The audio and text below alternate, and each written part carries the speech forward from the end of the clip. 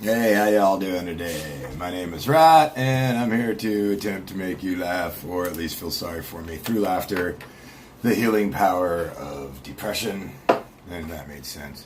So anyways, I stole a car once. It was fucking a good time. Me and my buddy and his douchebag friend are walking around Alaska in the middle of the night, and we're bored. It's cold, you got nothing better to do, most likely stoned. So we go to this little bus terminal, and they're right there in the middle of the night, sitting there, all alone, in the dark, the fucking car. And we're joking, we're like, oh yeah, we should steal this fucking thing and everything else, but my buddy Danny, he don't joke about shit, he just does stuff. So all of a sudden we hear, boosh, and he's throwing a rock through the back window. So then you got that, we either run or what do you do? And we decided that it'd probably be better if we just jumped in the car with Danny, because Danny was getting in the car, and the keys were in it, and he started it right up, and away we went. So we're all fucking off and going through shit in the car, and I'm throwing out like $100 worth of binoculars and crazy crap we found, and you know, this is Alaska back in the early fucking 90s. I mean, there wasn't a lot to stop you. So we're driving out there. And we just decided, you know, we stopped somewhere. We stole like a fuck ton of cigarettes. I remember, man, we were good kids, you know, young adults, I guess. We weren't really kids. So we're driving down the road, and there's this one road that you're just driving straight, and then it just kind of veers off like this down this dirt road, off of one road. There's only, you know, there's very few highways. So we're hauling ass, and we take that thing, and we're doing about 70 and fishtailing a little bit, and I said, I wonder what will happen if you hit the e-brake, jokingly, you know, like, I'll do a sick power slide. So Danny, like I said, just does stuff. Fucking hit that e-brake. We did a fucking quick spin and a slam on top of the car into the ditch. That was fucking great. It was fucking great. Nobody got hurt. We get out of the car. We're stumbling, you know, you're in that panic mode. Oh shit, somebody's gonna come. Nobody came. It's the middle of the night in Wasilla, Alaska. And we fucking start hoofing it, and then I realized, oh shit, man, my wallet's gone, my hat's on, and then we turn and look back, and the lights are on. So Danny and I run back to the fucking car, I reach in there, grab my wallet, my ID and everything. That would have sucked, and shut the lights off, because we're considerate. Start walking out, start hitchhiking. Nobody picked us up, by the way. I tried to call my mom, said something happened, we're stuck out at Wasilla. She's like, it's 2 a.m, go fuck yourself. So yeah, that was my stealing a car moment. We got back. We got so stoned when we got back. We were so tired, exhausted. I lost my job at Wendy's. It was a good time.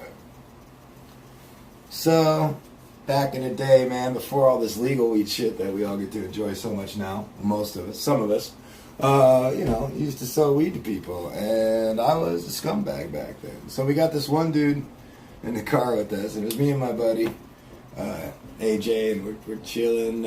We just picked up some weed from a dude called Bob, and Bob weed was awesome because Bob weed was fat, he didn't rip you off, and the shit made you sweat, man. It was the best weed in the fucking world. We loved it back then. You didn't know the name of the brands or the strains or anything. You just knew good weed, bad weed, shit weed. Did it get you high? You know, right? So we fucking got a dude, we're selling them, and he wants us to pick him up a quarter of weed. So we pick up 2 eighths, and these eighths each come in their own bag. And this was back in the day, they were like that fucking big. Two fat fingers, maybe 3 fingers across the bag. Now, most people were so used to wet fucking weed. That's right, weed used to be wet.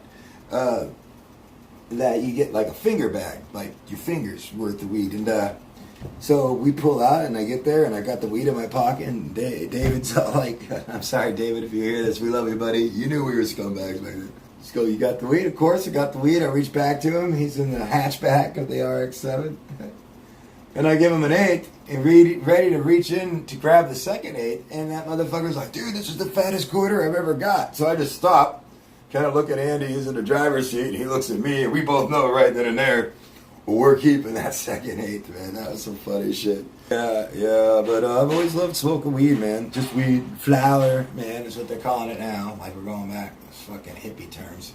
But man, I remember the first time I did a dab, holy shit, that knocked me on my fucking ass. So yeah, I was hanging out at work. A couple buddies I just met because when I moved down to Washington, came over and I vaped and I've done hash and I've done. I mean, I'm a stoner, man. I am a weed child. I fucking love smoking pot. So when somebody hands me a dab, I was like, oh, whatever, okay. And I'm standing in his garage. I took one, like I always do. Got pretty buzzed off it. And I was like, that's good. I'll take 2 more. That is literally the last thing I remember. They put me in the van, drove me home, and I woke up, like, on my couch. Like, what the fuck? I thought I got roofied. And then Rob sends me a photo of a girl passed out on the back of a bus. Said, I remember my first dab. So that was funny. Anyways, dabs are deadly. I started doing the dabs. I don't need to get that stoned, man. When I get stoned, I like getting stoned. I like tasting the pot. I like doing all that. And you get all that from a dab too, but if you want to go on a leisurely cruise, you don't drive a fucking Ferrari. And dabs are just, bam. I almost missed my fucking wedding because of dabs. Thank you, whiskey. Alright, changes health-wise. Basically, anything that tastes good or makes you happy, don't do it.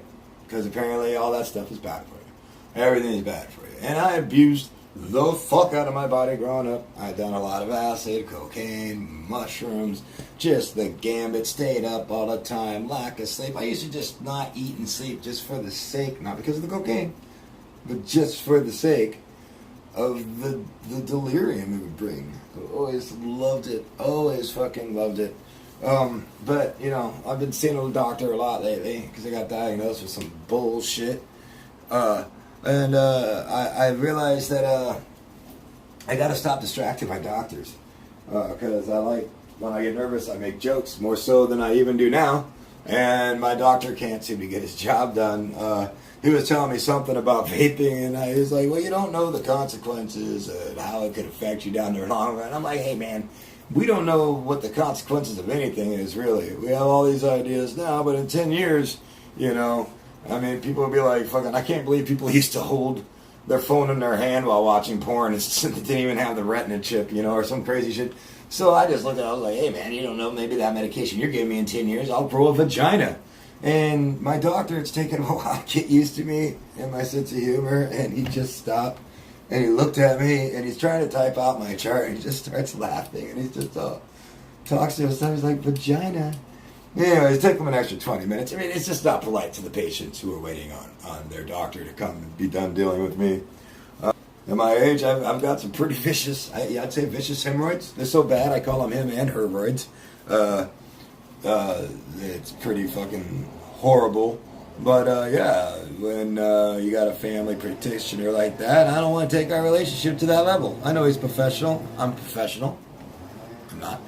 But yeah, so just keep your fingers out of me, and let's keep this to where we can make comfortable eye contact.